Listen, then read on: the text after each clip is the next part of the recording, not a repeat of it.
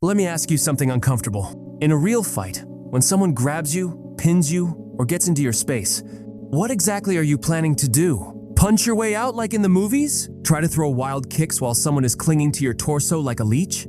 Or maybe just wing it and hope you'll magically overpower them? Let me be brutally honest. That fantasy will get you destroyed. See, most people train for fights that never happen. They drill flashy moves, spinning kicks, and speed drills in wide open spaces. But real fights, the terrifying, street-level, adrenaline-soaked moments, they don't happen at a distance. They happen up close, nose to nose, breath to breath, skin to skin. And guess what? That's where 95% of people collapse. Not because they're weak, not because they're slow, but because they've never trained for that crushing, suffocating, chaotic moment when someone grabs you, slams you, or clinches you like a predator locking onto prey. Enter grappling. Not the sport version, not the point-scoring, referee-whistling, rule-abiding tournament grappling. I'm talking about street-smart, combat-effective, dominance-based grappling. The kind that teaches you to control limbs, crush ego, and end threats all without throwing a single punch. And if you think this doesn't apply to you because you're not a fighter, let me wake you up. This is not about fighting. It's about surviving. It's about owning your body in a crisis. And if you're not learning grappling, you're not preparing for reality, you're gambling with it. Because when someone grabs you, throws you, or pulls you into a choke, your striking becomes useless. Your footwork means nothing. Your fancy guard drops to zero. And in that second, all that matters is grip, leverage, pressure, and structure. The DNA of grappling. And here's where it gets even better. You don't need to master an entire martial art to become lethal in close range. You just need the right moves, from the right systems, drilled the right way. That's what this video is all about. I'm going to show you core grappling skills stolen straight from Aikido, Judo, and Brazilian Jiu-Jitsu. Not the boring stuff, not the sport rules, but combat-specific grapples that work when space is gone, emotions are high, and violence is real. From Aikido's joint manipulation and redirection, to Judo's off-balancing and throws, to BJJ's crushing control, locks, and submissions, you're going to get a lethal mix of close-range control that works even if your opponent is stronger, faster, or heavier. This is not about style loyalty. This is about battlefield efficiency. Take what works, drop what doesn't, and turn yourself into a grappling machine. Not just for the dojo, but for the real world where rules disappear. So, if you're still wasting time punching air, if you think close range is just messy fighting, if you're still stuck in the myth that you'll figure it out when it happens, snap out of it.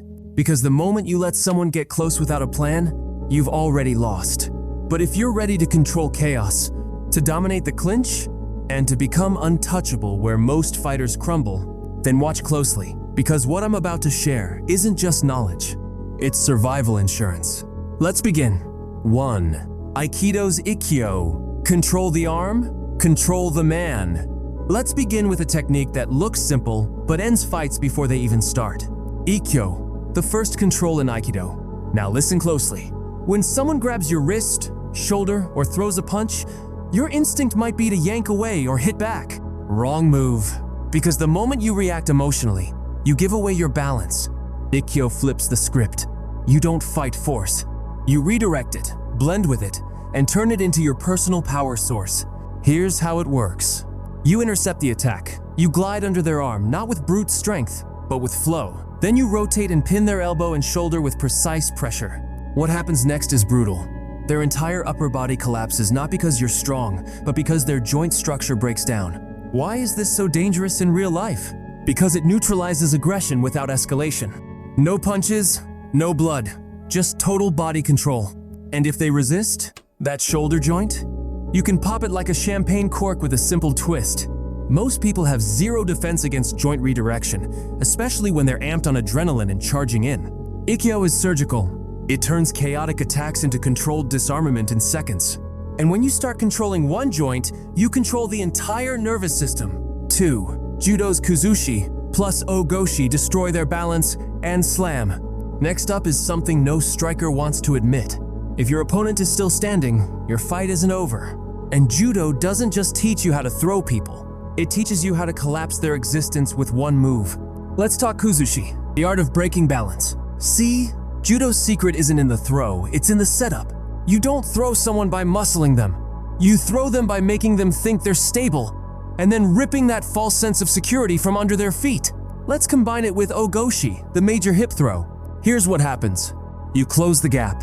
You secure their waist or back with one arm. You rotate your hips in front of them like loading a catapult. And then, you lift and launch them into the abyss. Gravity becomes your weapon. Their weight becomes their weakness. And when they land, it's not just their body that shatters, it's their spirit. In a street fight, Goshi slams attackers into the pavement in a way that ends all arguments. But remember, it's not just about the throw. It's the manipulation of their mind through their posture. Break their balance, and you break their ability to fight. It's psychological warfare disguised as technique. 3. BJJ's rear naked choke when you want silence. Now let's go even darker. Sometimes, the fight doesn't end with control. Sometimes, you have to finish it fast, clean, and quiet. Enter the rear naked choke Brazilian Jiu-Jitsu's crown jewel. This isn't a submission. This is a switch you flip to shut the system down. Here's how it works. You take the back. You wrap your arm around their neck, not across the throat, but under the jaw, across the carotid arteries. And then, you squeeze like you're hugging death into their brainstem. In under 8 seconds, blood stops flowing to their brain. They go out. No noise, no flailing, just blackout. Now let's get real. Why does this matter? Because in a real-life altercation, there's no room for struggle. You don't want a prolonged fight. You want compliance or unconsciousness. Instantly. The rear naked choke gives you that power, even against someone twice your size. And here's the terrifying part. Once you know this choke, you realize just how vulnerable the human body is.